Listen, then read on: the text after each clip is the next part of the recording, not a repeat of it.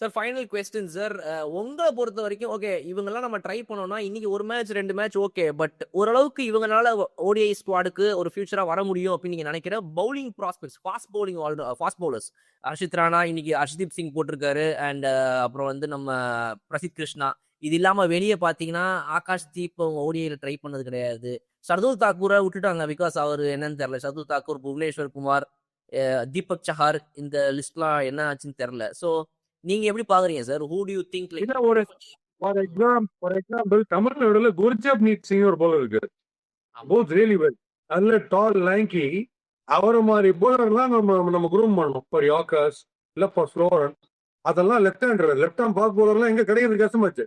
ஜஹீர் கான் மாதிரி ஸ்டெடியா போடுற போலர்லாம் கிடைக்கிறது கஷ்டமா இருக்கு இல்ல. ஸோ அந்த மாதிரி ஒரு போலர் யாரையாவது குரூப் பண்ணாங்கன்னா ரொம்ப நல்லா இருக்கும். அதுவும் இது லாஸ்ட் ஸ்லாக் ஓவர்ஸ்ல very very tough task. Bumrah இல்லைன்னா பினிஷ்டுன்ற மாதிரி போச்சு. போய் யாருமே இல்லை கசி ஓவர்லாம் போடுறது. ஆக்சுவலி பொறுத்தது தான் போடுறாரு அவரு. ஓகே, அவர் டெஃபினட் ஒரு எண்ட் அவர் ஓகே. மீதிக்கு என்ன பண்ணுவீங்க? லாஸ்ட் 4 ஓவர்ஸுக்கோ 35-40 யாருக்கு கொடுப்பீங்க பால்? அந்த மாதிரி ஆயிப்போச்சு.